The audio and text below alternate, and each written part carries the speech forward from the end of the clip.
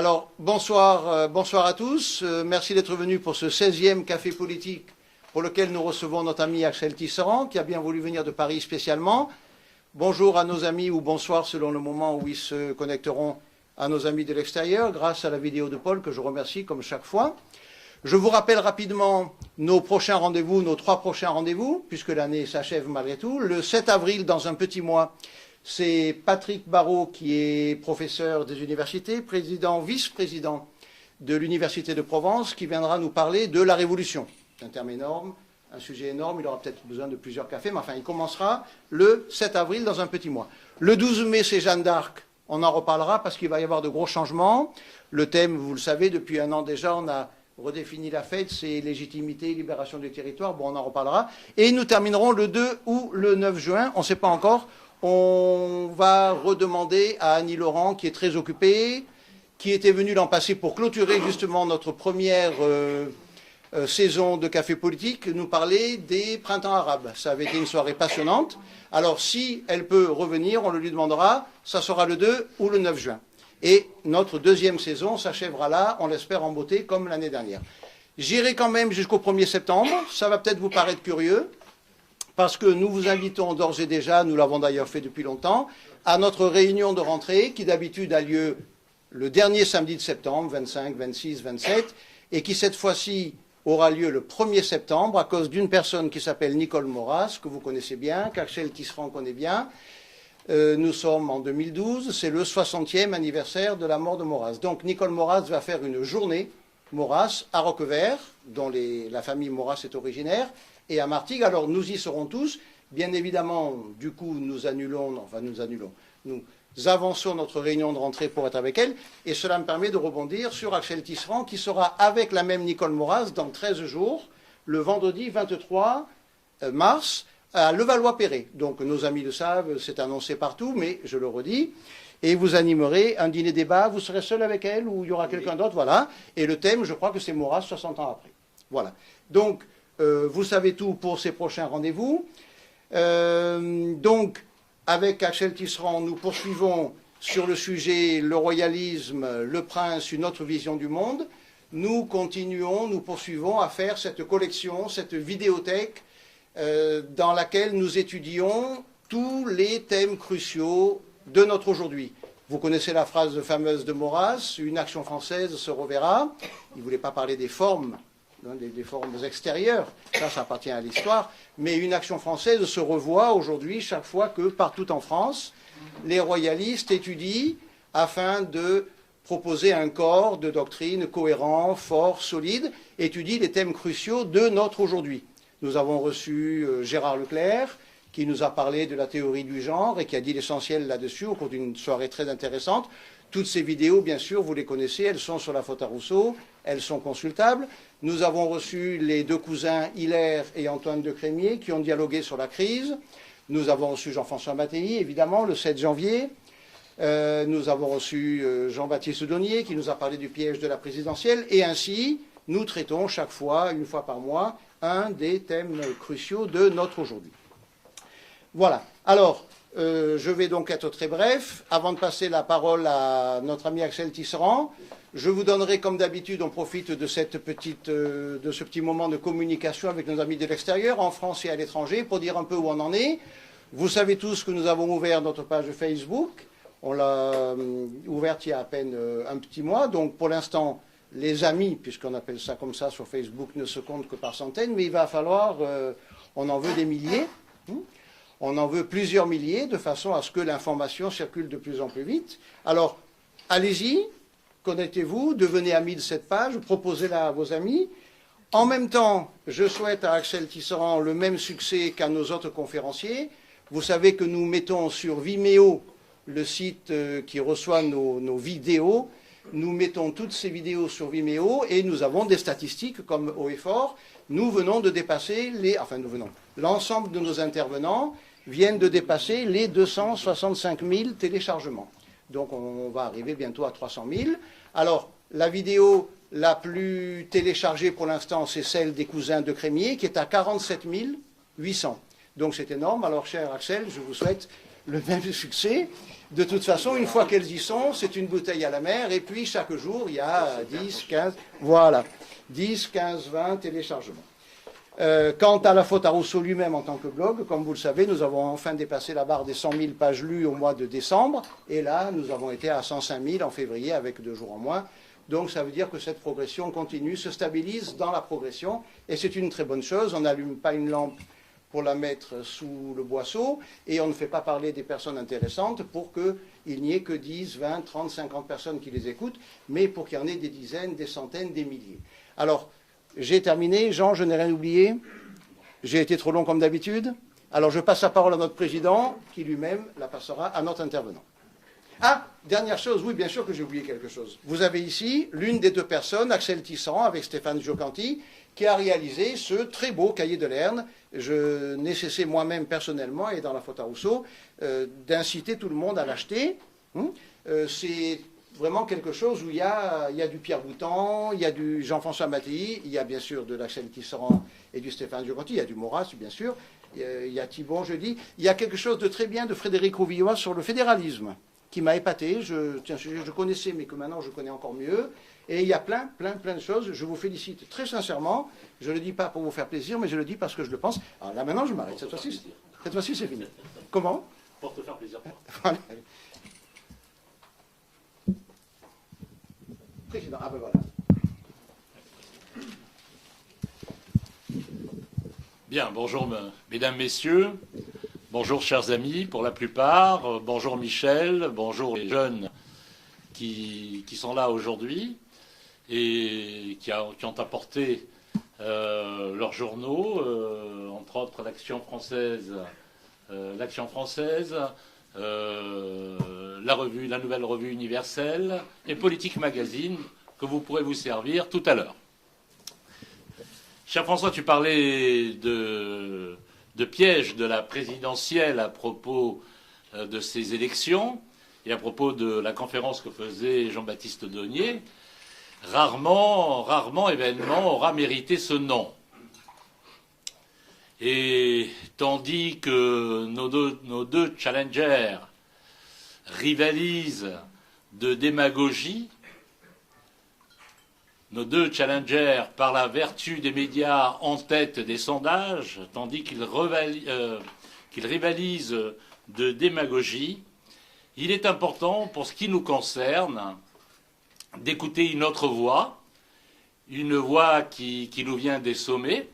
J'entends des sommets de notre pensée politique, celle par la grâce de laquelle nous sommes aujourd'hui, nous nous retrouvons aujourd'hui, et dont François a parlé à propos des cahiers de Lerne de Charles Maurras. Donc, je vais passer la parole à Axel Tisserand, qui, lui, va développer cette pensée politique incarnée par une personne, pensée politique venue des sommets. Axel. Bonsoir. Alors, le royalisme, le prince, une autre vision du monde, c'est donc le sujet qui m'a été donné à traiter, et finalement c'est un sujet redoutable, sous une apparente simplicité ou une apparente évidence. Comment, en effet, est-ce que le royalisme, c'est-à-dire ceux qui en appellent au prince, n'impliquerait-il pas une autre vision du monde?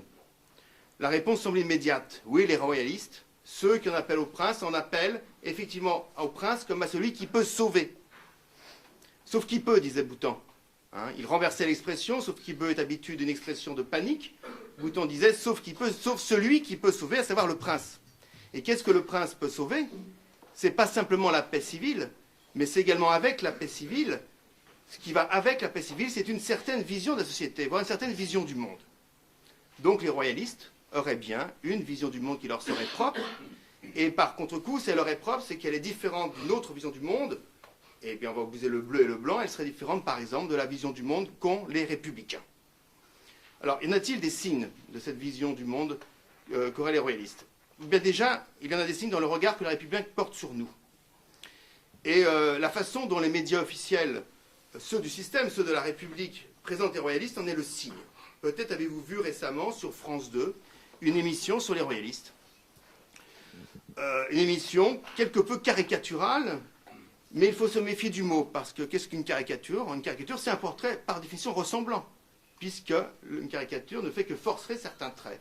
Et il est vrai que cette émission de France 2 avait un côté caricatural, car elle forçait des traits existants des royalistes. Mais elle était aussi volontairement incomplète. Et pourquoi? Parce qu'elle était avant tout apolitique. C'est-à-dire qu'elle avait oublié ce qui est fait l'essentiel pour les royalistes, c'était une démarche politique, et c'est également une personne, une démarche politique qui s'incarne dans une personne, à savoir dans le prince, qui est fondamental évidemment. Alors qu'est-ce que nous présentait cette émission? Une grande famille légitimiste, entre guillemets, tout à fait honorable évidemment, un prince estimable, mais qui n'est pas dynasте puisqu'il était espagnol, puisqu'il est espagnol, un parti royaliste, qui est un peu une contradiction dans les termes, un parti royaliste quelque peu squelettique, avec un représentant qui était fort sympathique, mais qui lui aussi avait un aspect caricatural. Alors en contrepoint, dans cette émission, qui a duré environ une demi-heure, vous aviez 2-3 minutes sur quelques militants de l'Action française, lors du défilé de Jeanne d'Arc à Paris, une séquence sympathique, avec un entretien de famille, un jeune militant, un jeune père de famille raisonnable, intelligent, qui donnait sens à son engagement. Donc c'était effectivement, cette séquence permettait de dire que le portrait qui était fait des royalistes dans cette émission n'était pas à charge. Toutefois, la séquence était très courte, elle était noyée au milieu de l'ensemble, et finalement, elle n'était pas retenue par le téléspectateur, qui avait une impression générale d'un royaliste comme étant quelque chose, encore une fois, d'apolitique et surtout de pittoresque. Et c'est cela que le téléspectateur avait gardé en mémoire à la fin du reportage. Si j'emploie le terme de pittoresque, c'est volontairement, non seulement parce que c'est effectivement la façon dont on perçoit les royalistes habituellement, mais c'est également parce que c'est un mot que Maurras détestait. Et dans une de ses lettres des Jeux Olympiques, Maurras dit que le pittoresque est ennemi de la beauté et de la vie. Or, effectivement, c'est ainsi que les médias présentent la vision du monde des royalistes. La vision du monde des royalistes est dévalorisée par les médias parce que, précisément, les royalistes auraient une vision du monde passéiste, dépassée, passéiste. Comme les royalistes, si vous voulez, sont actuellement très minoritaires, il faut s'en rendre compte, il faut l'avouer avec honnêteté, ils sont amusants. Ce sont des pièces de musée. Ils appartiennent toutefois à un passé qui est criminalisé, qui est celui de l'obscurantisme, de l'alliance, du trône et de l'autel. Donc, ils restent amusants dès qu'ils sont minoritaires. Néanmoins, dès qu'ils commencent à faire parler d'eux, là, on provoque l'amalgame. Les royalistes peuvent être ceux qui vont faire ressurgir un passé obscurantiste, le passé, justement, auquel les Lumières ont mis fin. Aux yeux du tenant du système, les royalistes ont bien une autre vision du monde, une vision propre qui s'apparente non pas à un âge d'or, mais dans une philosophie de l'histoire qui est linéaire, qui croit au progrès de l'humanité. Ils appartiennent à un passé de ténèbres. Notre propre vision, ce sont celles des ténèbres. La révolution fut initiée par les Lumières. Nous avons donc bien une vision du monde, du moins dans le regard que nos adversaires portent sur nous, mais cette vision du monde nous fait appartenir à un univers qui est extérieur au cercle du bien, voire au cercle de la raison politique. Donc nous sommes marginalisés, effectivement. Notre vision du monde nous marginaliserait. Et face à cette situation, il y a un risque auquel trop souvent les royalistes ont été soumis, c'est celui de l'aliénation. Pourquoi j'emploie ce terme? Parce que l'aliénation, c'est précisément le fait de faire sien le regard qu'autrui porte sur vous, le fait de perdre son identité. Et trop souvent, les royalistes sont tombés dans ce piège. Alors comment peut-on tomber dans le piège de l'aliénation? De deux façons. Soit en cultivant sa différence supposée, c'est-à-dire la vision précisément que les autres ont de vous, en quelque sorte finir par ressembler à la caricature que l'on fait de vous, soit au contraire, en gommant toute personnalité, toute différence, même légitime, pour s'identifier à ceux qui vous caricaturent, vous déniez le droit à l'existence, en quelque sorte, essayer de vous faire exister d'eux, mendier un strapontin. Dans les deux cas, que vous cultivez votre différence de façon caricaturale ou que vous la gommiez, dans les deux cas, vous intégrez en fait la vision républicaine, la vision idéologique du royalisme. Alors, je vais essayer de faire un petit peu le logis de ces deux manières de tomber dans l'aliénation. Dans le premier cas, ceux qui vont cultiver leurs différences supposées on aura reconnu les royalistes non politiques, ceux qui sont tenants d'une tradition morte, qu'ils cultivent de génération en génération, qu'ils se transmettent même de façon tout à fait respectable, comme un devoir de famille. C'est le royalisme devenu devoir de mémoire. Mais ce royalisme-là, qui se transmet de génération en génération, ne se traduit pas sur le plan politique. Il est donc totalement inefficace. Il devient même totalement désincarné. Si bien que paradoxalement, ces grandes familles royalistes, qu'on retrouve souvent dans le légitimisme, ces grandes familles royalistes finissent par servir la République. Combien de grands noms, je n'en citerai pas, mais combien de grands noms, effectivement, de ces familles royalistes légitimistes servent aujourd'hui la République, sont totalement intégrés au système. Une autre tendance également une autre tendance, c'est le providentialisme. On attend le roi des frayeurs, avec un Y évidemment, donc pas besoin d'agir, le roi arrivera, Dieu le décidera, le roi arrivera, une sorte de volonté morbide de ressembler à l'image passéiste du royalisme. Dans le second cas, il s'agit de royalistes qui, au départ, avaient la volonté tout à fait fort louable de tourner le dos au pittoresque, justement, d'aller à la République. Un peu, si vous voulez, comme l'Église va au monde. Après tout, c'est en allant aux pécheurs qu'on va les convertir, c'est pas en les méprisant. Et donc l'AF est toujours allée aux républicains. Le rôle même de l'AF, c'est d'aller convertir les républicains pour en faire des royalistes. Donc Maurras, sinon, serait resté le seul royaliste au sein de l'Action française en 1899. L'Action française a toujours été d'aller aux républicains pour en faire des royalistes. C'est notre rôle. Donc les royalistes doivent être à l'aise dans leur époque, ils doivent vivre pleinement les débats de leur société, ils doivent être beaux et vivants, dans le contraire du pittoresque, dire surtout ne pas être pittoresque. Attention toutefois, si je file la métaphore religieuse que j'ai commencé à l'instant, souvenez-vous de ce titre du livre de Maurice Clavel en 1800, peu de temps avant sa mort, 74-75, Dieu est Dieu, nom de Dieu. Et il s'était écrit dans la préface de ce livre, l'Église n'est pas allée au monde, il parlait d'Église post-conciliaire, l'Église n'est pas allée au monde, elle s'est rendue au monde. De même, trop souvent, ces royalistes ne sont pas allés à la République, ils se sont rendus à la République jusqu'à se déclarer démocrates et républicains. Et bon, je peux citer quelques textes de ces royalistes. Ils ont pour projet l'instauration d'une monarchie royale, c'est très bien, mais qui garantira par son arbitrage, là encore très bien, les principes et le fonctionnement du régime démocratique et parlementaire. Leur action, elle est fondée sur les principes repris et adoptés par la République française. Déclaration des droits de l'homme de 89, préambule à la Constitution de 46, préambule à la Constitution de 58. Ces royalistes reconnaissent les symboles de la nation, le drapeau tricolore, là, c'est sûr, mais également la Marseillaise, la devise liberté, égalité, fraternité. Et même, ils ne conçoivent l'instauration de la monarchie que par l'expression de la souveraineté populaire. Les mots sont importants, nous y reviendrons. La souveraineté populaire. Ça signifie qu'il y aurait donc une double souveraineté. La souveraineté royale et la souveraineté populaire. On verra, est-ce qu'il est possible qu'il y ait une double souveraineté? En clair, pour se faire accepter, c'est l'aliénation suprême à mon sens, ce sont les principes républicains qui fondent désormais l'engagement royaliste. C'est-à-dire que ces royalistes-là vont encore plus loin que les monarchiens de 1789 à 1791, ces monarchistes libéraux, ces royalistes libéraux, qui avaient accepté la Révolution, qui voulaient faire de la monarchie, de l'Ancien Régime, une monarchie constitutionnelle, un peu sur le modèle britannique, mais qui néanmoins prenaient en compte la légitimité historique du royalisme. Or, pour nos royalistes modernes, contemporains, finalement, la légitimité historique devient inessentielle, puisqu'ils disent eux-mêmes que la lignée capétienne se trouve justifiée en tant qu'elle a, après la Révolution, peu à peu installé le régime parlementaire. Comme si, précisément, le projet capétien n'était pas millénaire et que le projet capétien, ce n'était pas tout simplement la construction de la France, le fruit des rois qui en 1000 ans ont fait la France. Donc on ne peut pas réduire ainsi le royalisme au royalisme révolutionnaire et libéral de la monarchie constitutionnelle, parce qu'on arrive dans la plus grande confusion intellectuelle. D'autant que sur le plan politique, cette démarche est totalement contre-productive.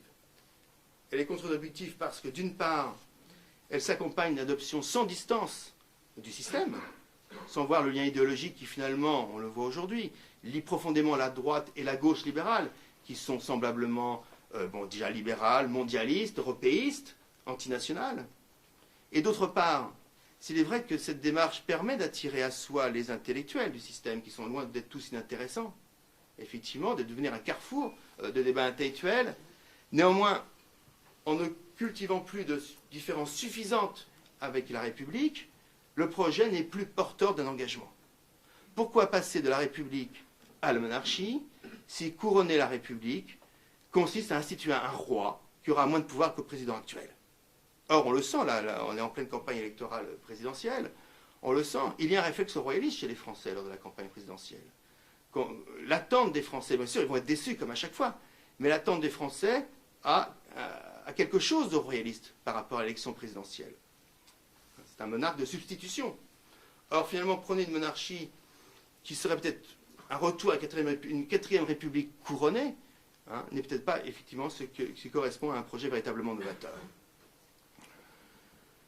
Donc on peut dire que finalement ce royalisme aliéné est un royalisme aussi désincarné que le précédent. Hein. Le corps du roi devient une sorte de mesure purement institutionnelle, une pure abstraction juridique. On peut se demander finalement ce n'est pas un roi pour rien. Alors qu'on sait qu'avec Bhoutan, le roi est une personne, une réalité effective, et que nous militons, enfin, personnellement moi je milite, je pense à la monarchie marocaine, il faut traverser de la Méditerranée pour peut-être rencontrer toutes choses étant égales par ailleurs, mais pour rencontrer effectivement une monarchie véritablement active. Il est vrai pourtant que la monarchie strictement symbolique est devenue le type même de la monarchie européenne.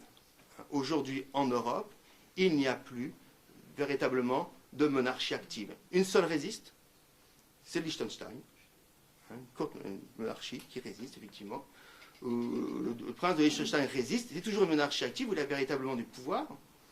Le grand-duc de Luxembourg a capitulé il y a 2-3 ans sur l'euthanasie. C'était là aussi une monarchie active, puisque le roi avait des prérogatives constitutionnelles, mais malheureusement, la famille grand-ducale, enfin la dynastie grand-ducale, ne l'avait plus utilisée depuis 1918. Et ben, quand la monarchie active, quand on ne s'en sert pas, elle s'use. Et quand il a voulu réactiver à propos d'euthanasie, justement, ses prérogatives, eh bien, effectivement, il y a eu toute l'opposition du pays légal luxembourgeois, et il a fini par indiquer, effectivement, maintenant, aujourd'hui, la monarchie luxembourgeoise n'est plus qu'une monarchie symbolique. Or, le paradoxe, c'est que ces monarchies européennes strictement symboliques, où le roi est le symbole de la nation, mais où on n'a plus de véritable pouvoir politique, on s'aperçoit que ce sont dans ces monarchies symboliques que la société libérale est la plus avancée. Que ce sont ces monarchies symboliques, sont dans ces monarchies symboliques où la coupure sociétale et anthropologique est la plus avancée. Ce sont dans ces monarchies européennes, ce sont ces monarchies européennes qui sont allées le plus loin sur le plan de l'avortement, sur le plan de l'euthanasie, sur le plan de la législation de la drogue, sur le plan du mariage homosexuel, sur le plan de l'homoparentalité. Elles sont allées plus loin que la République française. Vous preniez l'Espagne, la Belgique, les Pays-Bas, la Grande-Bretagne, sur tous ces plans-là, à des degrés divers, néanmoins, ils sont allés encore beaucoup plus loin que nous ne sommes allés aujourd'hui en France, dans la République française. La preuve en est, c'est que justement, ces questions, cette rupture anthropologique, cette coupure sociétale, est à l'ordre du jour de l'élection présidentielle française. C'est que d'un côté, vous avez Hollande qui, lui, va ouvrir toutes les vannes, et de l'autre côté, Sarkozy qui s'est découvert récemment, très récemment, défenseur des valeurs traditionnelles. Faut-il y croire, ça c'est autre chose. Hein. Mais néanmoins, ça prouve pour moi que la France n'est pas aussi avancée que cela, entre guillemets, hein, dans ses valeurs sociétales. Qu'est-ce que cela signifie? Ça signifie que la monarchie en elle-même, en soi, n'est pas suffisante à établir cette vision de la société. C'est une condition nécessaire, mais n'est pas suffisante. Et l'exemple espagnol est éclairant. Hein, à ce point de vue-là, vous savez que la monarchie est revenue en 1975, après 40 ans de dictature, presque 40 ans, enfin 35 ans de dictature, et immédiatement Juan Carlos, pour des raisons qui lui sont propres, son éducation également qu'il avait reçue, à la demande de Franco d'ailleurs, Juan Carlos a refusé d'instaurer une monarchie, ce qu'on appelle une monarchie active, c'est-à-dire une monarchie où le pouvoir est de véritable, le roi est de véritable pouvoir constitutionnel. Certes, il a joué de tout son poids moral, par exemple lors du coup d'État, et on sait comment les Cortés s'étaient couchés, physiquement d'ailleurs, un député à plat ventre, et comment effectivement le roi a parlé, et finalement l'armée profondément loyale a écouté le roi, et donc ils sont rentrés dans leur caserne. Hein. Mais néanmoins, il s'agit là, si vous voulez, d'une monarchie à minima, où le roi n'a plus qu'un rôle moral, et où il a tout lâché, normalement sur le plan anthropologique et sur le plan sociétal. La monarchie espagnole est une des plus avancées, entre guillemets, des monarchies d'Europe. que ce soit sur le point de vue de l'avortement. Enfin, l'avortement, il va peut-être y avoir un frémissement avec le retour de la droite au pouvoir, mais sur le point de vue du mariage homosexuel, sur le point de vue du communautarisme, etc. Et de la drogue. Donc, ce n'est pas la monarchie, effectivement, que je souhaite pour mon pays, parce que pour moi, effectivement, la monarchie s'accompagne d'une certaine vision de la société, une certaine vision du monde, effectivement. Pour la simple et unique raison que la monarchie demeure, pour moi, effectivement, ce que Maurras appelait le nationalisme intégral. Le nationalisme en acte. Alors, qu'est-ce que ça signifie dire? Si nous refusons, effectivement, à la fois des immigrés de l'intérieur, ou de réduire la monarchie à une simple abstraction juridique, cela signifie que notre royalisme prend à bras-le-corps la France, dans sa réalité charnelle. Ce qui est bien le moins, après tout, pour les militants d'un régime dont la caractéristique est l'incarnation d'autorité. Tout ce qui est national est nôtre, disait le duc d'Orléans. Cette devise princière, c'est l'expression royale, l'expression princière du nationalisme intégral. Et on peut dire que finalement, si Maurras a inventé l'expression de nationalisme intégral, il n'en a pas inventé son contenu, au sens où jamais les royalistes ne se sont fait une certaine idée de la France, c'est-à-dire une conception a priori de son identité, déviant souvent d'ailleurs son dimension morale et culpabilisatrice, on le voit aujourd'hui. L'idée maurassienne de la patrie n'est pas une idée abstraite. Rappelons-nous, je suis de Martigues, je suis de Provence, je suis de France, je suis romain, je suis humain. Effectivement, Maurras n'a pas une idée abstraite, mais une idée charnelle et progressive de la nation. Et c'est d'ailleurs cette idée charnelle de la nation, ce contenu même du concept de nationalisme intégral, bien avant Maurras, nous l'avons déjà chez Charette, qui déclarait, peut-être certains d'entre vous, la plupart d'entre vous connaissent-ils cette belle phrase, ce beau discours de Charette à ses officiers, qui déclarait « Notre patrie, notre foi, notre terre, notre roi. Mais leur patrie à eux, qu'est-ce que c'est? Vous le comprenez, vous? Ils l'ont dans le cerveau, nous l'avons sous les pieds. Il est vu comme le diable, le monde qu'ils disent nouveau, et qu'ils veulent fonder dans l'absence de Dieu. On nous dit que nous sommes les suppôts des vieilles superstitions. Faut rire. Mais enfin, ces démons qui renaissent de siècle en siècle. Nous sommes une jeunesse, messieurs. Nous sommes la jeunesse de Dieu, la jeunesse de la fidélité. Et cette jeunesse veut préserver pour elle et pour ses fils la créance humaine, la liberté de l'homme intérieur. Donc, si vous voulez, effectivement, la meilleure définition de nationalisme intégral, à mon sens, se trouve chez un général vendéen, se trouve chez Charette. Oui, notre vision du monde, notre vision de la société, de la France, nous l'avons sous les pieds. On peut encore penser à ce que disait Maurras, qui disait « Il est une France idéale », disent dans leur mauvais langage les rhéteurs d'origine anglaise, allemande, helvétique, ça c'est pour Rousseau, qui préside à l'Église républicaine. Nous sommes citoyens d'une France réelle. Par la France, nous entendons une réalité plus chère et plus belle que tout, et non une idée nuageuse. Pulcherrima rerum, comme disait de sa patrie le Romain, la plus belle des choses. Nous entendons le sol et ses variétés, le sang et ses riches nuances, les traditions, les intérêts, les sentiments. Nous songeons aux maisons, aux hôtels, aux tombeaux, où dorment de saintes dépouilles. Telle est la raison pour laquelle, assez paradoxalement, on le lui a souvent reproché à tort, à contresens, Maurras parlait de la déesse France. On a cru qu'en parlant de la déesse France, il faisait de la France en absolu. C'était tout le contraire. S'il parlait de la déesse France, c'est parce qu'il refusait précisément de parler de la France comme une personne, comme le faisait Michelet, ou comme le faisait également Péguy. Parce qu'une personne a un salut à réaliser.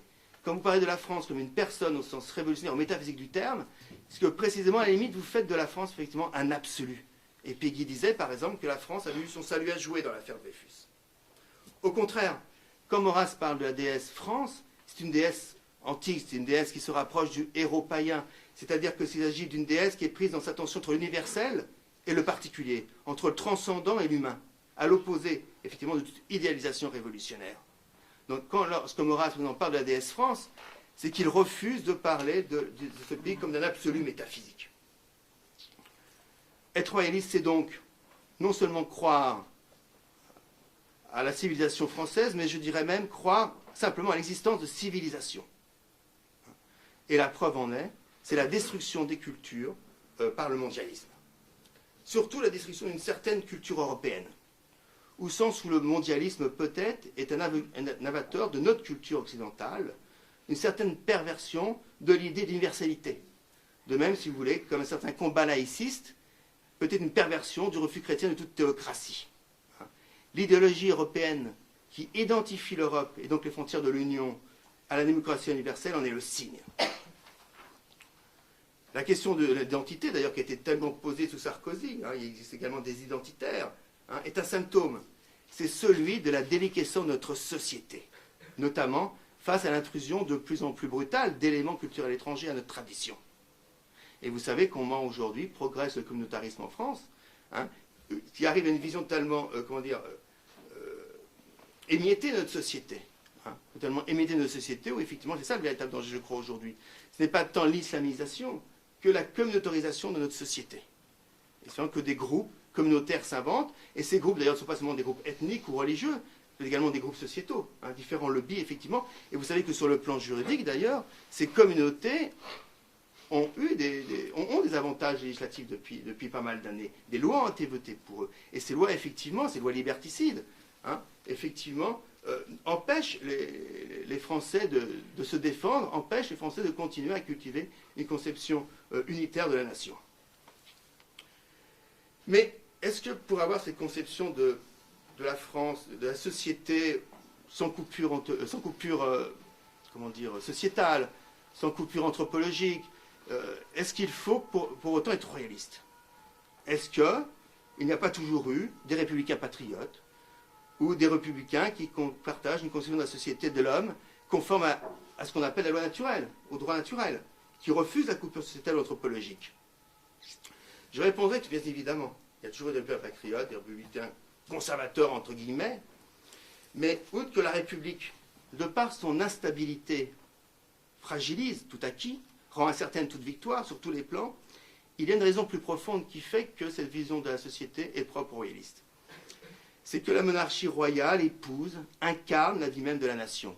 Elle incarne la tradition nationale, au sens où cette tradition est un héritage vivant qui s'enrichit à chaque génération. En ce sens, je pense que la monarchie royale est le régime naturel de la France. C'est-à-dire le régime qui permet à la France de renaître à chaque génération dans un mouvement continu. Alors pourquoi? Pourquoi la monarchie royale, à mon sens, le permet? Il faut revenir à la conception même du souverain, que j'ai évoquée au début. La République, qui est la monarchie, à mon sens, ne s'oppose pas sur la nécessité du souverain, mais sur sa nature. Comme le remarque encore Boutan, qu'est-ce que veut dire le mot souverain?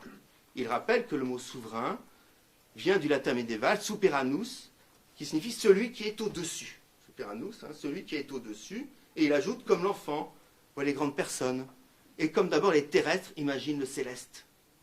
Le souverain est donc à la fois au-dessus du peuple, mais également sous le regard du peuple. Il est au-dessus du peuple, et à la fois sous le regard du peuple. En clair, le roi est transcendant, il est au-dessus de ses sujets, un terme que le prince Jean assume tout à fait d'ailleurs dans son livre, et je l'en remercie. Le roi est transcendant, mais en même temps, il ne veut pas faire n'importe quoi. D'autant qu'il admet lui-même dans une monarchie chrétienne, qui a été la monarchie royale française, en tant que roi très chrétien, une transcendance. Le roi ne peut pas faire n'importe quoi. C'est pour ça que la monarchie absolue n'a jamais voulu dire monarchie despotique. Comme l'a remarqué Maurras, c'est bien plutôt la démocratie qui est absolue, au sens de despotique.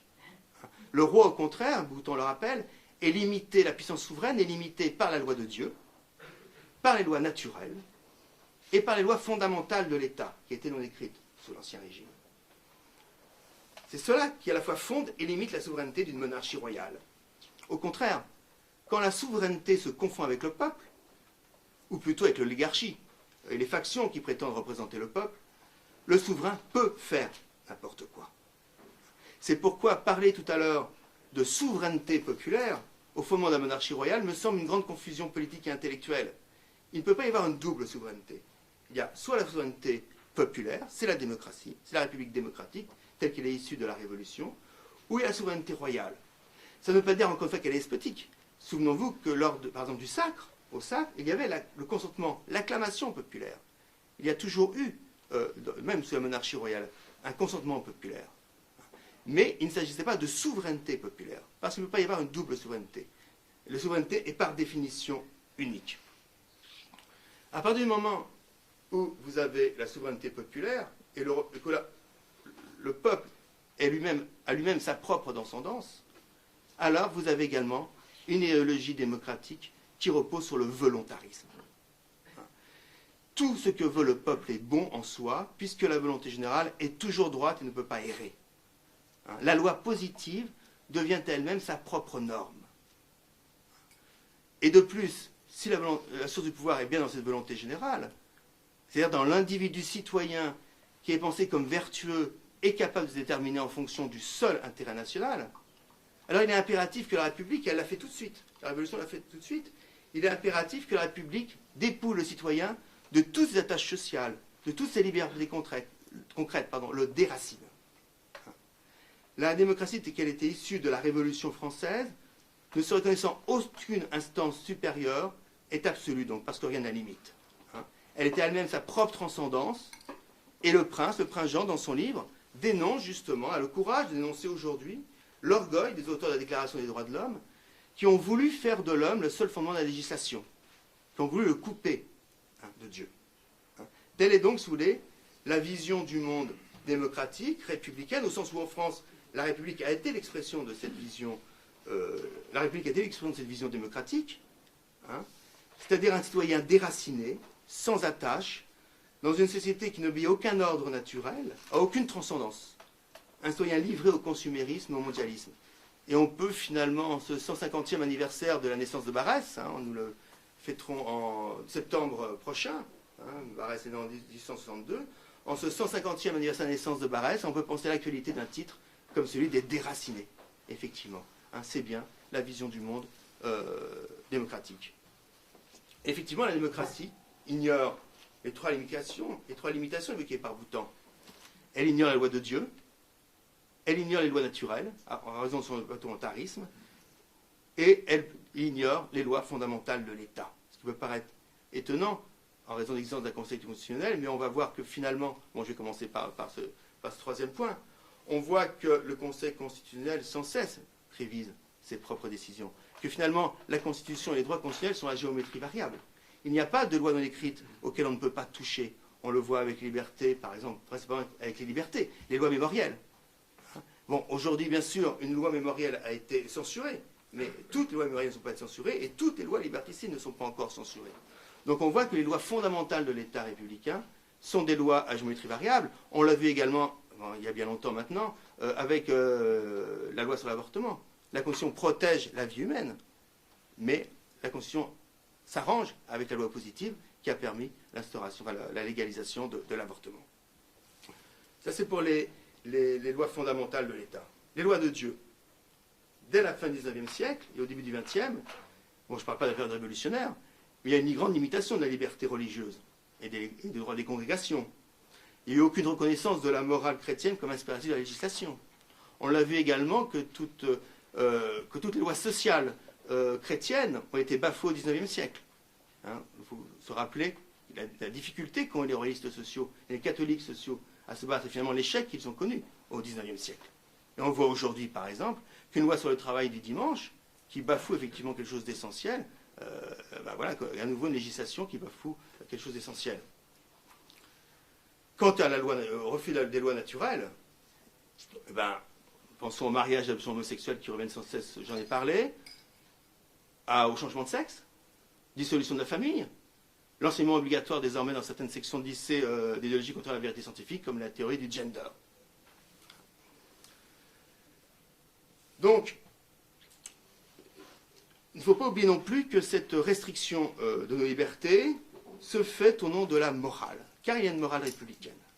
Le volontarisme révolutionnaire est fondé sur la religion des droits de l'homme, si bien que la démocratie est avant tout une morale, mais une morale non seulement hypocrite, mais liberticide. Et c'est pour ça que l'Action française a prévenu dès le début avec Henri Vaugeois, nous ne sommes pas des gens moraux. Devant l'idéalisme pharisien des droits de l'homiste, nous n'avons pas honte de nous proclamer réalistes, c'est ce que disait encore Vaugeois, un réalisme qui n'interdit bien sûr ni la noblesse d'âme, ni la générosité.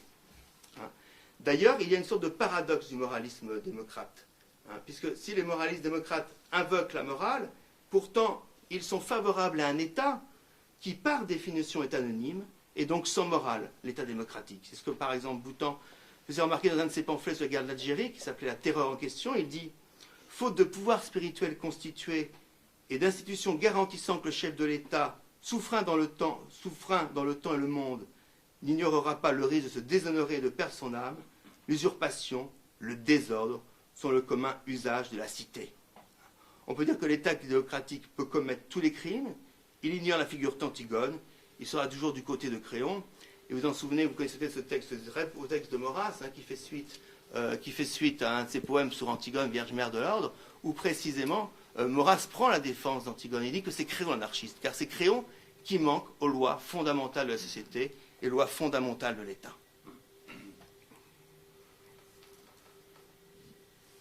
Au contraire, la monarchie royale va concilier par essence l'autorité et le respect des libertés essentielles, parce que sa légitimité repose sur le fait de protéger et d'assurer le libre fonctionnement d'une société qui lui préexiste et à laquelle elle donne d'exister comme unité politique.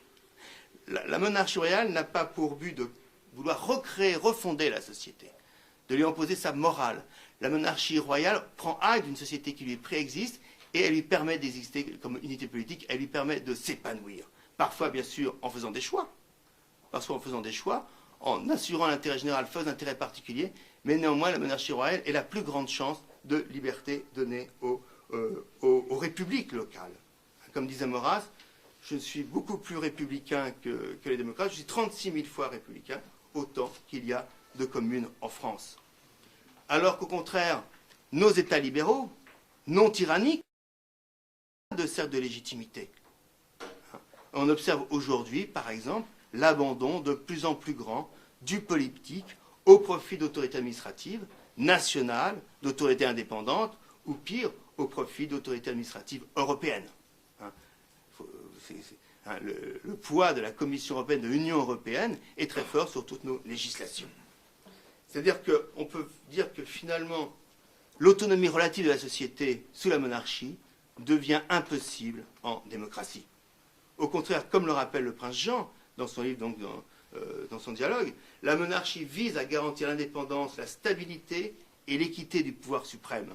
On pourrait dire que la vision royaliste que les royalistes ont du monde, c'est une vision qui respecte les lois naturelles, parce qu'elles sont imposées à lui, hors de tout volontarisme révolutionnaire, et qui garantit l'autonomie de la société. Ce qui suppose, bien sûr, non seulement une monarchie arbitrale, donc indépendante, effectivement, indépendante de la société, indépendante des partis, des groupes de pression, mais également un régime politique qui perdure. D'où l'importance de la monarchie royale, la monarchie dynastique, de la durée. Et là, là, ce sont les leçons des princes qui nous les donnent eux-mêmes.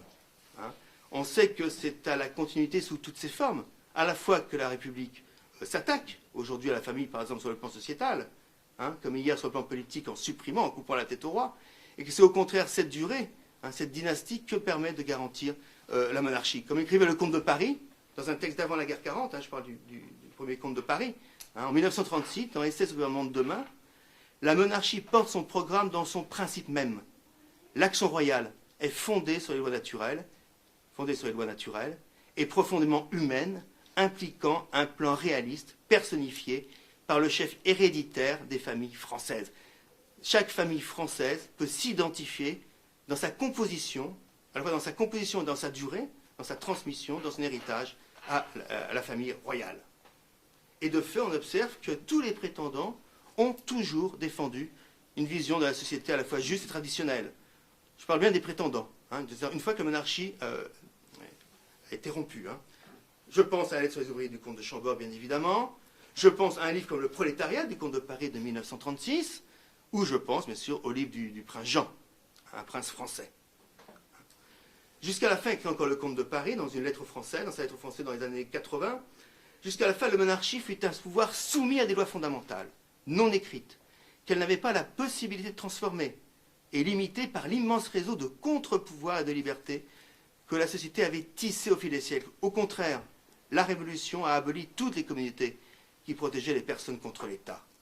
Au nom de la liberté, elle démembre les provinces, abolit les corporations. L'individu est théoriquement libre, mais c'est le pouvoir qui le devient pratiquement, puisqu'il ne rencontre plus de limites. L'État peut centraliser à outrance, enserrer la société dans les mailles de sa bureaucratie. Et de fait, la République n'a jamais réussi à assurer une véritable représentation du pays réel. Nous avons une représentation du pays légal, fictif, partisane, Mais la République n'a jamais réussi à assurer une véritable représentation du pays réel. C'est pour ça que les royalistes n'ont jamais été contre un pouvoir représentatif. Au contraire, ils ont toujours voulu le démultiplier, ce pouvoir représentatif. Maurras parlait de parlements professionnels, de parlements provinciaux, de parlements communaux. Le comte de Paris lui-même parlait délégué du peuple.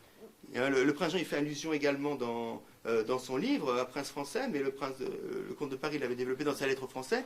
Il envisageait, par exemple, l'élection de 50 000 délégués du peuple qui aurait apporté la voix du pays réel aux représentants de la nation. Bon, c'est encore dans le cas d'une monarchie parlementaire, mais ces 50 000 délégués du peuple, qui étaient non renouvelables, qui auraient formé une sorte d'élite populaire, auraient permis effectivement de servir de relais véridique entre le peuple, le pays réel et ses représentants et le pouvoir politique. D'autant que comme il n'aurait pas pu être rééligible, il ne pouvait pas finir par constituer une sorte de second pays légal de notables. Donc cette proximité de la monarchie et du peuple est, je crois, effectivement, la caractéristique foncière de la monarchie royale. Et effectivement, ce qui, véritablement, est le trait principal de notre vision de la société. Hein. L'institution monarchique, encore le comte de Paris, est la seule forme fondée sur la vie, et non sur des doctrines abstraites, sur des idéologies désincarnées. Le prince Jean, en écho, continue, la République n'est pas une réalité tangible, parce qu'elle est une idée qui ne parvient pas à s'incarner. Elle n'a pas de visage. La République n'est pas concrète. Le royaume l'est. Marianne est une allégorie. Le prince est humain. Il a un corps, une voix et un visage. Je dirais même, et ça évoque ce que disait tout à l'heure Charette, qu'il a les pieds sur la terre. La monarchie, c'est un surcroît d'humanité et d'amour dans un monde qui en a éperdument besoin. L'homme, peut dire le comte de Paris, est notre première préoccupation. Je me refuse en chrétien conséquent à choisir entre l'homme et la communauté. Je choisis la personne et la communauté. Je crois que c'est la meilleure conclusion qu'on puisse faire à notre vision du monde. Merci.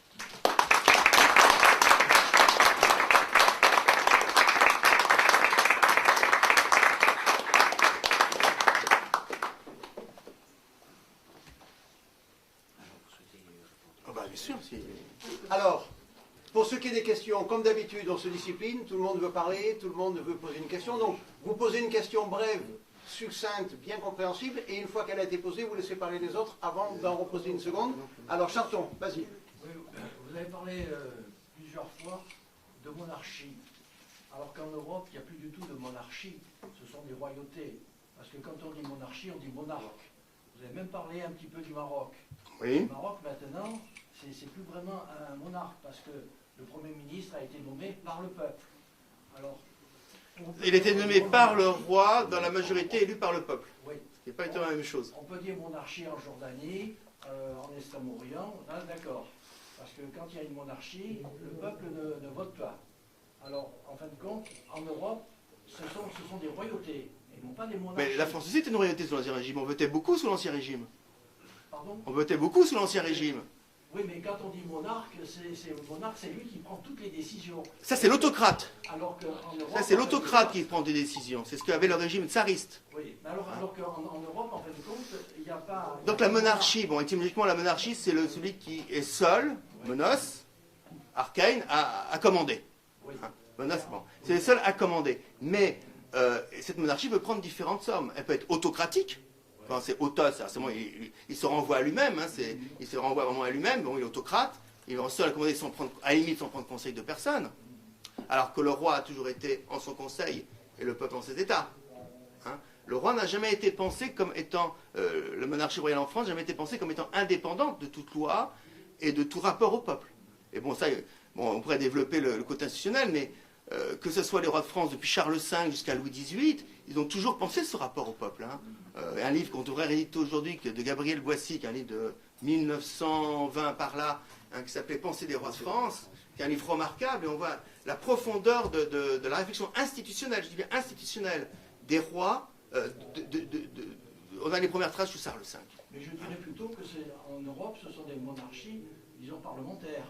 Alors qu'en fin de compte, Ah oui. À Monaco, on peut dire que le Oui. prince, c'est un monarque. C'est vrai, Monaco, c'est vrai, j'ai oublié Monaco. Alors, une question. Succincte la question. Hein. Voilà. Après des siècles d'abrutissement du peuple de France, ne croyez-vous pas que seul l'échec total du régime républicain actuel et son effondrement peut faire revenir au pouvoir la monarchie active de l'ancien régime? Il faut éviter la politique du pire. Il ne faut pas souhaiter cet effondrement total. Et finalement, bon, on l'a parfois reproché à l'Action française d'ailleurs. On lui a dit finalement, on n'avait servi qu'à une chose, c'est entretenir la République. Hein, il y a eu tout un débat avec certains royalistes d'ailleurs, qui sont pas toujours éloignés du providentialisme que j'ai évoqué tout à l'heure. Hein, pourquoi Maurras a-t-il fait l'Union sacrée, enfin a-t-il participé à l'Union sacrée en 14? Est-ce qu'il n'aurait pas mieux valu laisser les Hulans venir jusqu'à Paris comme en 70, effondrement du régime, etc. Je crois qu'il ne faut pas jouer la politique du pire. Ça peut arriver ce que vous dites. Il peut y avoir un effondrement. Et là, nous devons être prêts justement à relever le pays. Mais nous ne devons pas jouer cette carte-là. Si effectivement cela arrive, eh bien, il faudra être là parce que le nationalisme, le patriotisme nous le commande. Mais il ne faut pas jouer, à mon avis, cette carte-là. En tout cas, il ne faut rien faire pour la jouer. Sinon, ben, on pourrait effectivement être les propagandistes de toute la dissolution de la société et faire en sorte qu'arrive le pire. Bon, il ne faut pas, à mon avis, jouer cette carte-là. Voilà. Il n'y a plus de valeur républicaine, il n'y a plus rien. Voilà. Il ne faut pas finir par jeter le bébé avec l'eau du bain, quoi. Alors, vas-y. Oui. Comment concilier une monarchie royale et une royauté monarchique? C'est-à-dire j'étais pas encore posé. C'est-à-dire J'avoue, je n'ai pas encore posé le problème sous cet angle-là. C'est-à-dire que on a toujours ces deux. Quand tu prends la parole, genre les anges, voilà, on entend les cœurs célestes. Les cœurs célestes, oui. On oppose souvent la monarchie et la royauté. Oui, comme monsieur tout à l'heure. Voilà. Donc, est-ce que la monarchie française n'a-t-elle pas été, et d'ailleurs c'est le titre que revendique le prince, je suis beaucoup plus royal que monarchique. Oui. Mais là, bon, il oppose aussi la raison et le cœur. Voilà. Bon. Quand il dit qu'il faut d'abord effectivement royaliser les Français, la monarchie arrivera, c'est parce qu'effectivement il faut que les Français redeviennent des royalistes de cœur. Et là, le régime, l'institution monarchique, bon, moderne, adaptée au temps moderne, bien évidemment, sera possible. La monarchie, finalement, on n'a pas besoin d'être royal, tandis que la royauté, c'est bien pour ça que j'ai parlé le plus souvent de monarchie royale, effectivement. Voilà. Pour ça que j'ai parlé le plus souvent de monarchie royale. Voilà. Bien évidemment. Très important. Parce que ah oui, ça c'est sans problème. Poutine est un monarque. Oui, d'une certaine façon. Et Bachir el-Assad est un monarque. Alors oui. Saddam Hussein était un monarque. Oui, il ne faut pas non plus que le terme de monarque finisse par vouloir dire dictateur ou tyran. Voilà, oui, tout à fait. Hein, tout à fait. faut pas... Oui, ça, c'est quand même une réduction. Voilà, c'est quand même une réduction. Hein. Voilà. Mais il n'en demeure pas moins que la royauté française, c'est ce qui nous différencie des idéologues républicains, n'est pas exportable, justement, comme l'était le modèle de Robespierre de la Convention, qui eux prétendaient que c'était valable pour la terre entière. La royauté française n'est pas exportable au Japon, en Amérique, en Afrique. En fait, ce que j'ai essayé de montrer, c'est que finalement, si on en arrive là aujourd'hui, c'est parce qu'il y a quand même une idéologie qui est une idéologie démocratique. En France, la République est son expression, puisqu'historiquement elle a été l'expression de l'idéologie démocratique, mais c'est cette idéologie démocratique qui a, qui s'est épanouie, si on peut dire, enfin qui s'est répandue à travers tout le temps, même le monde maintenant, une société occidentale, et ce qui fait effectivement que ces monarchies européennes, finalement, sont dans un état parfois paradoxalement plus déliquescent, sur le plan sociétal et anthropologique, que la République française. On est quand même encore dans un état finalement relativement conservateur sur le plan des mœurs. Par rapport à monarchie des Pays-Bas, monarchie espagnole, monarchie... En Grande-Bretagne, je crois qu'on peut avorter jusqu'à 6 mois.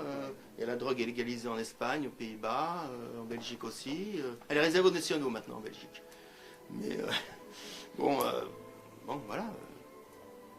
Une question. Je sens poindre une question. Oui, alors... j'étais en train de la reformuler si vous voulez, que ce soit succinct. Alors j'essaie de justement... en fait, je faisais des études de droit, donc on a quelques petites notions. Le droit naturel moderne, parce qu'aujourd'hui c'est... Oui, bien sûr. Ah, merci. Aujourd'hui, nous appliquons le droit naturel moderne, qui a été laïcisé notamment par Grotius. Mais justement, donc, la République est portée un petit peu par ces droits naturels modernes. Donc, voilà, mais le problème, enfin, là où je voulais en venir, c'est que vous aviez l'air de dire que le royalisme, c'est ce qui c'est ce qui permettrait de réinstaurer le droit naturel. Enfin, vous parlez de loi naturelle. De loi naturelle, oui. Du droit naturel classique. Classique, oui. Je trouve que c'est plutôt avant Thomas, quoi. Enfin, plutôt une tradition qui remonte avant l'Antiquité de Thomas et Aristote. Oui. La question que je me posais, en fait, c'était est-ce que justement la monarchie ne serait-elle pas plutôt le royalisme ne serait-il pas plutôt un moyen, simplement un moyen en fait de rétablir ces lois naturelles? C'est pas l'essence même, je veux dire, parce que ces lois naturelles elles se comprennent. Parce que pourquoi? Parce que c'est Grotius qui l'a laïcisé, cette idée de laïcité. Enfin, justement, il a complètement détourné l'homme de Dieu et c'est pour ça qu'il y a toutes ces dérives là. On a toujours les mêmes valeurs, les mêmes mots, mais sortis du contexte. Ça peut aboutir à des contresens, mais effectivement, quand on parle de loi naturelle, etc., effectivement, oui. En fait, le royalisme, ce ne serait pas plutôt justement un moyen, parce que la monarchie absolue, le droit divin, comme vous disiez très bien tout à l'heure, le monarque est responsable devant Dieu, et c'est justement la foi qui donne un petit peu ce sens et ce fondement, enfin voilà, donc ça serait plutôt, enfin je veux dire, voilà, le royalisme est un moyen, c'est pas... C'est un moyen, c'est-à-dire que ce que je veux dire, c'est que pour moi, royaliste français, être royaliste, c'est pas simplement, comme j'essaie de montrer au début, être pour une attraction juridique, couronner la République. Hein. Je pense par exemple, je ne sais pas si vous savez ce que c'est que le patriotisme constitutionnel d'Habermas. Habermas, philosophe allemand, a dit que les Allemands avaient commis tellement d'atrocités au XXe siècle qu'un Allemand ne pouvait plus être patriote au sens d'aimer sa patrie charnelle. Il pouvait encore être patriote, mais simplement au sens d'aimer sa constitution. C'est-à-dire que ce qui devait maintenant réunir les Allemands, c'était plus leur langue, leur histoire, leurs philosophes, leurs poètes, ils en ont, pourtant c'est une riche culture. Hein, bon. Mais ça devait être, cette loi positive, ils devaient être patriotes constitutionnellement, aimer leur patrie, leur constitution est devenue leur patrie, si vous voulez. Hein. Eh bien, ce que je ne veux pas, c'est de faire du royalisme constitutionnel. C'est-à-dire que je ne veux pas que le royalisme français ne soit plus qu'une mesure juridique. Qu'une mesure juridique. Le royalisme, c'est également une vision de la société. Le royalisme, c'est également une certaine conception de l'homme. Et je crois que c'est ça l'intérêt du livre du prince Jean. Et j'ai aussi voulu montrer qu'il est dans une tradition.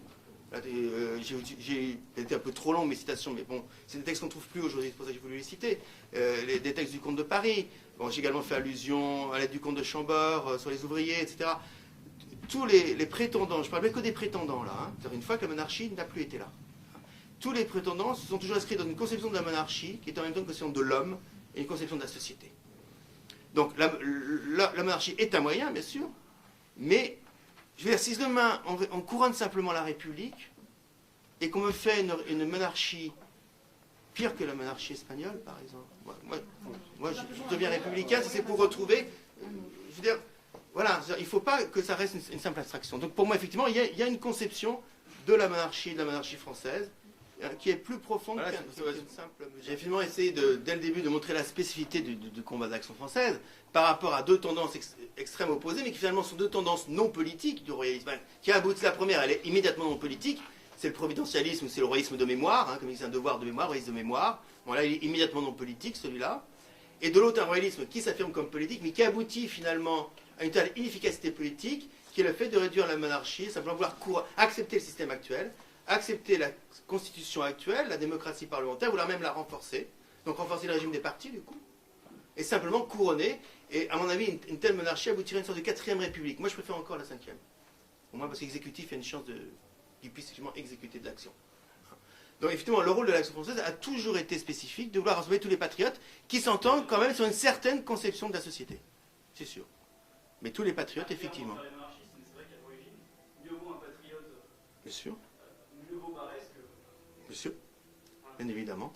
Et d'ailleurs, l'Action française de son origine est entrée en conflit pour différentes raisons. Il y avait 4 quotidiens royalistes à l'époque. C'était pas rien en 1900. Hein. Il y avait 4 quotidiens royalistes. Hein. Et Le Soleil, Le Gaulois, la Gazette de France. Et puis il y a eu, à partir de 1908, il y a eu l'Action française. Puis il y avait des quotidiens royalistes. Il y avait Le Soleil de Provence. Locaux, il y avait plein de quotidiens royalistes locaux aussi. Vraiment. On n'imagine pas si c'était aujourd'hui. Et effectivement, elle est souvent entrée en conflit avec des royalistes mondains, c'était le Gaulois, des royalistes, bon, Maurras a gardé toujours une grande reconnaissance pour la Gazette de France, mais c'était un royalisme un peu passé, c'était le royalisme sociétal qui mourait. La Gazette est morte de sa belle mort, malheureusement. Le Soleil, il est entré en conflit, plus ou moins, mais bon, effectivement, l'Action française a toujours affirmé sa spécificité par rapport à l'âge minute d'Union blanche, c'est vrai. À l'inverse, on peut peut-être dire qu'il vaut mieux en effet un patriote, un grand royaliste de salon, mais que le patriotisme sans une idée monarchique, un patriotisme qui ne remettrait pas en question le régime républicain, serait inefficace. Ben, ça a été effectivement, on voit avec Barès, effectivement, c'était Voilà. le grand échec, son bilan de Maurras, c'est de ne pas avoir réussi à convertir Barès. Comparable à Maurras. Voilà, mais pratiquement, effectivement, il est en échec. c'est-à-dire que la République remet toujours en cause tous les acquis, effectivement, toutes les victoires temporaires. Elle érode. Elle est comme la mer. Voilà, sans cesse. voilà, sans cesse. Mais est-ce que justement le fait de transmettre ces valeurs, le fait de transmettre ces valeurs royalistes, est-ce que vous reprochez, ce que vous aviez l'air un petit peu de reprocher peut-être